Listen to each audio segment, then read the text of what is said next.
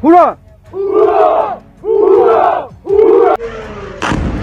缅北战事持续升级。自1027行动以来，彭德仁领导的缅甸民族同盟军势如破竹，已经拔除了缅军方在缅北地区的100多个据点。同盟军也已经兵临电诈聚集的老街地区。敏昂莱军政府即日誓言，军方将对缅北发动反击，并且纠集了1支2000人左右的先遣部队，以增援盘踞在老街地区的5大家族。与此同时，却看到了一则令人脊背发凉的新闻：同盟军在5大家族之一的明学昌家族地产下水道挖出2具尸体，尸体包裹严实，疑似被人灭口藏尸。后经工作人员检查，死者面部完整，腐烂程度不高，说明死亡时间并不长。这一情况有力地印证了网上盛传的卧虎山庄事件的可信度。很多人奇怪，被5大家族出卖的同盟军已经躲在山里面有14年之久，平日只能靠挖野菜勉强维持生计和训练，为什么突然在2023年10月27日能挖到一些神奇的装备，并且打着反电诈的旗号拉开了收复果敢的序幕？卧虎山庄事件也许能给我们一点线索。卧虎山庄事件也被称为1020事件。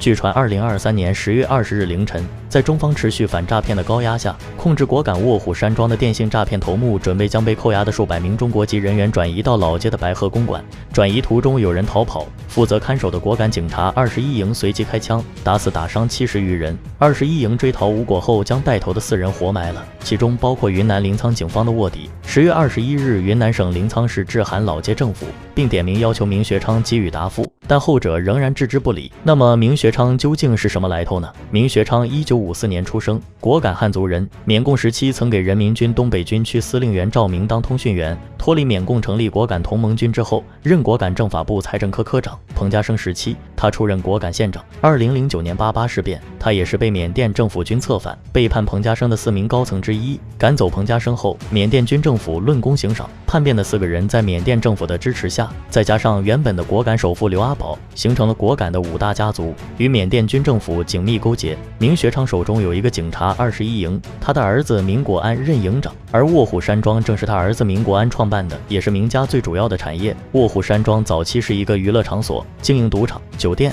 射击等一系列娱乐项目。后来一位福建老板与明国安合作，把卧虎山庄变成了诈骗集中地。从此卧虎山庄由福建老板经营，明国安充当保护伞，双方共同分成诈骗利益。明国安在果敢纵横黑白2道，而且心狠手辣，因此卧虎山庄的黑心程度和臭名昭著的妙瓦底 KK 诈骗园区不相上下。据逃回国内的人员曝光，卧虎山庄不仅拘押了大量从被骗到缅甸的青少年，还强迫他们参与电信诈骗，而且对稍有不从者就会施以打骂迫害，甚至还进行人体器官贩卖。只要有人到了卧虎山庄，可能这辈子就是终点了。即使你跑出园区，也会被明国安手下的黑警再抓回去。光一个卧虎山庄，明家每年就可以获利数十亿美元。不仅仅是卧虎山庄，果敢地区的5大家族都与电信诈骗团伙有千丝万缕的联系，为他们提供保护伞。这些家族以电信诈骗团伙上交的保护费、租金等形式积累财富，进而扩大私人武装力量。这些行为构成了一个庞大的灰色产业链，从电信诈骗扩展到偷渡、绑架、个人信息买卖、洗钱和贩卖人口等多个犯罪领域。电信诈骗在缅北已经演变成为支柱产业，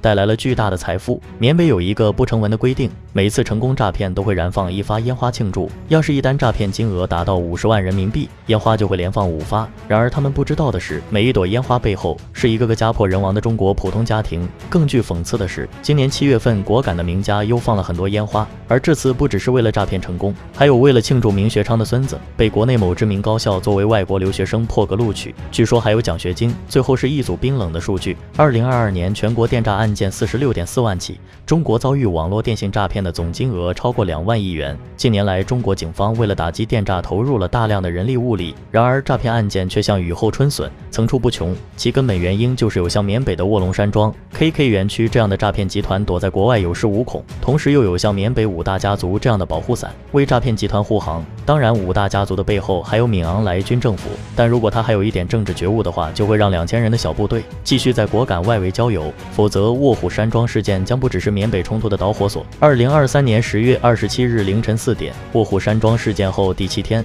缅北的诈骗集团园区还没来得及放烟花，不远处却响起了正义的枪炮声。